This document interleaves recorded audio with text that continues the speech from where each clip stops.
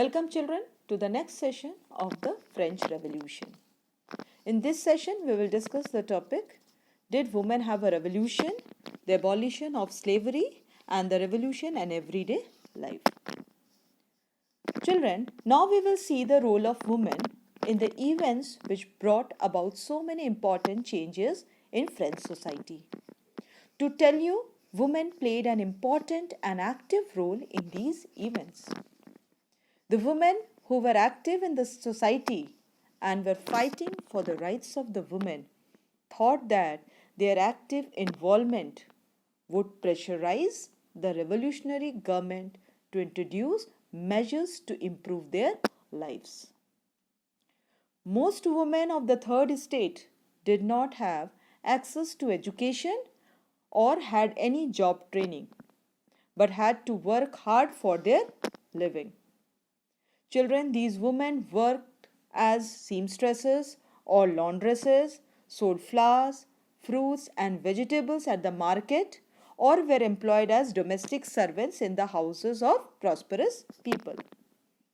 Only daughters of nobles or wealthier members of the third estate could study at a convent, and after they had completed their studies, their families arranged a marriage for them.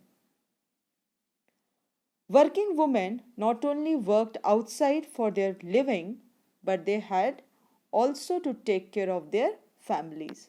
That is, cook, fetch water, up for the bread, and look after the children. Even then, the wages of working women were lower than those of men.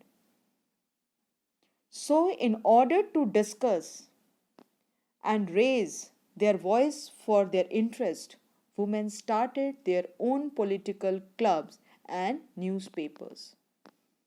About 60 women's clubs were formed in different cities of France.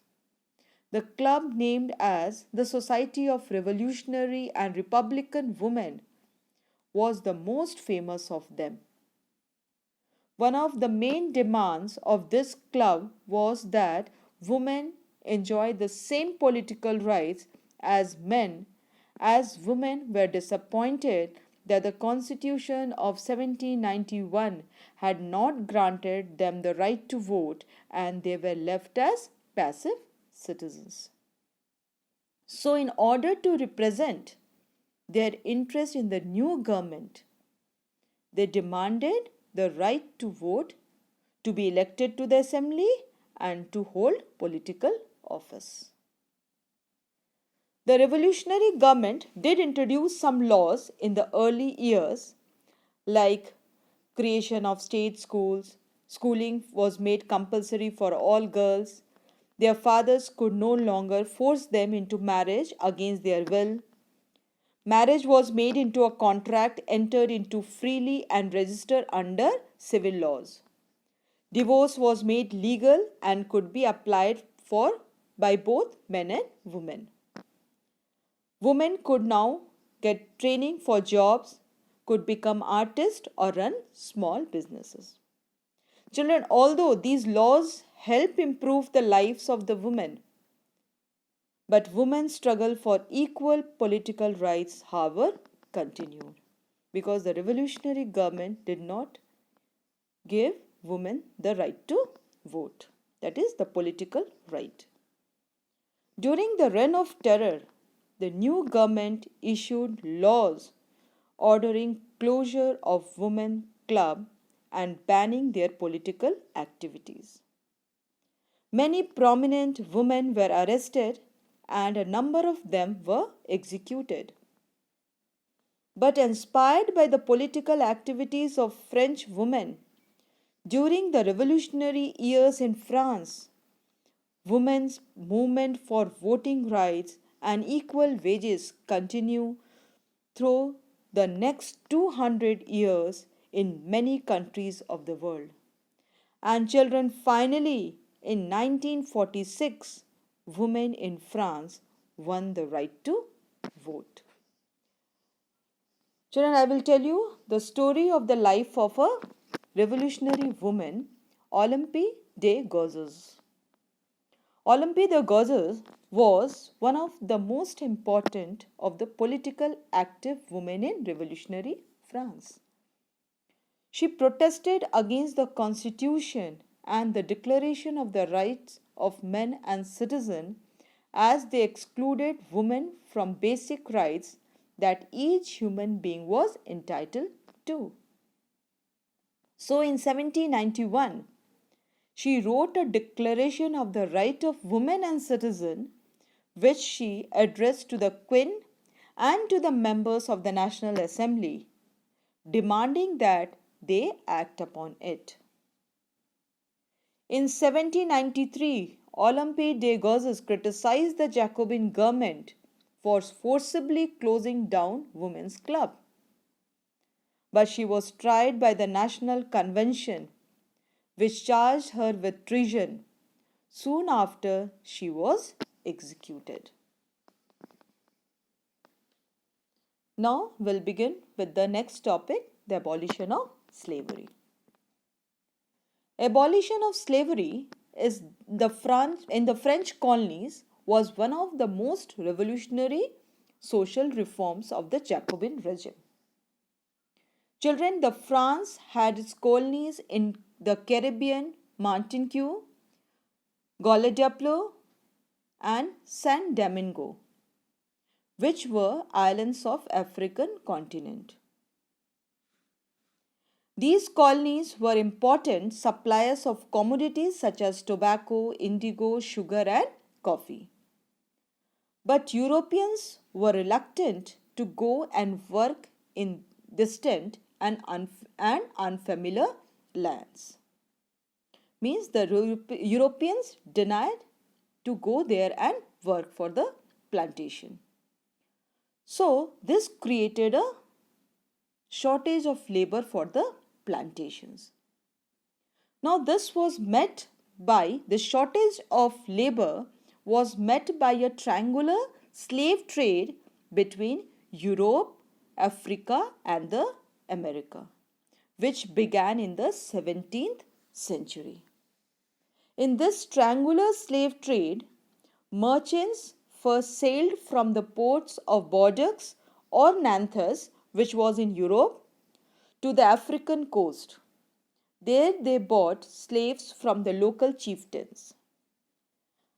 These slaves were then branded and shackled and were packed tightly into ships for the 3-month long voyage across the Atlantic to the Caribbean in America. There they were sold to the plantation owners. Children, the exploitation of the slave labor made it possible to meet the growing demands in European market for sugar, coffee, and indigo.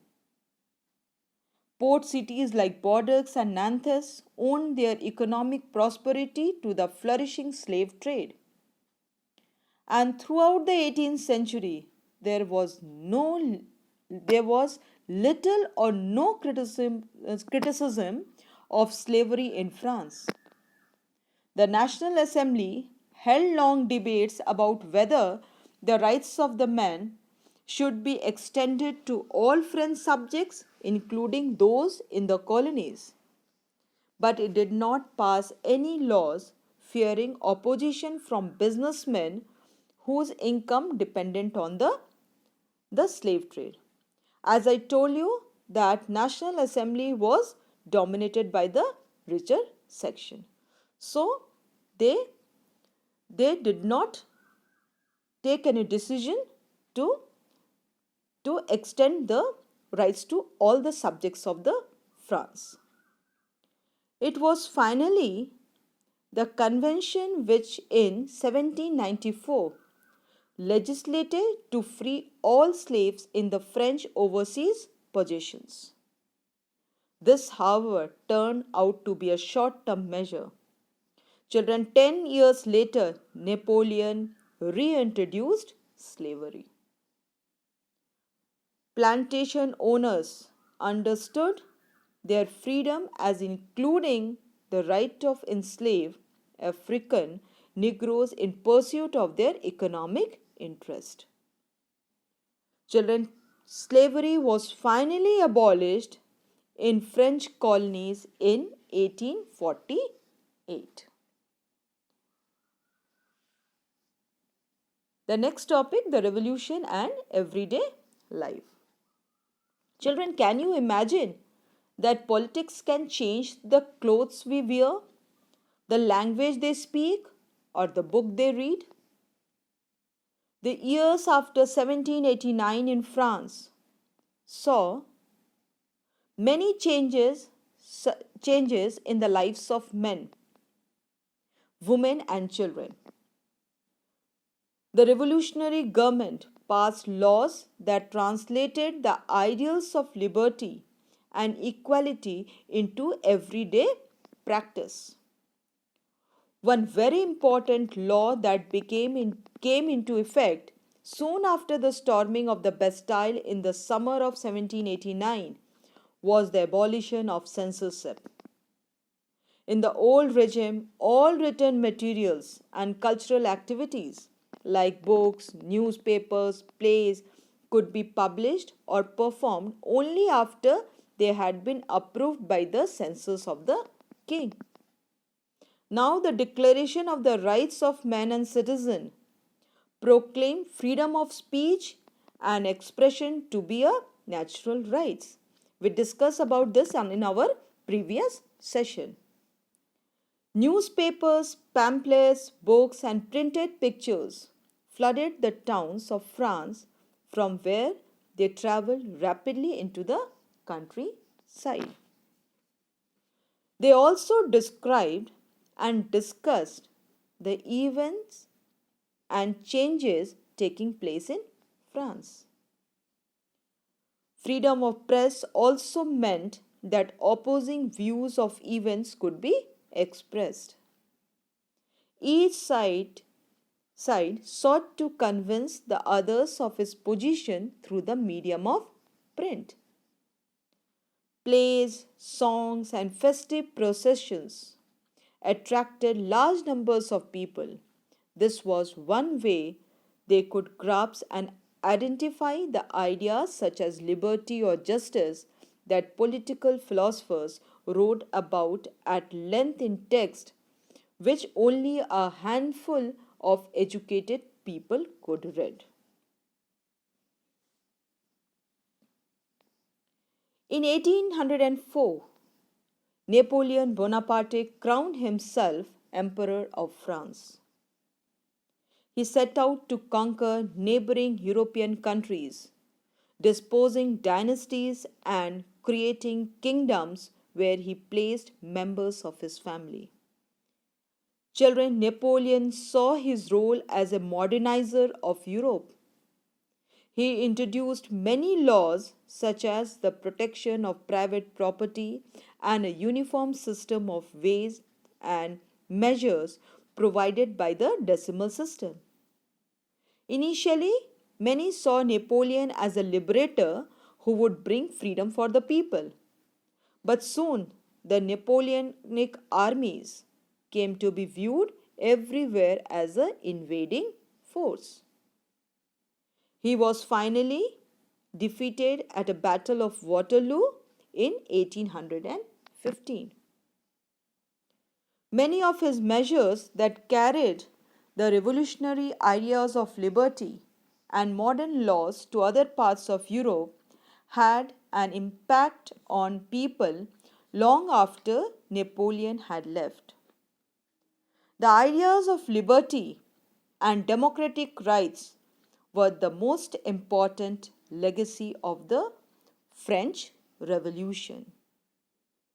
These spread from France to the rest of Europe during the 19th century, where feudal systems were abolished.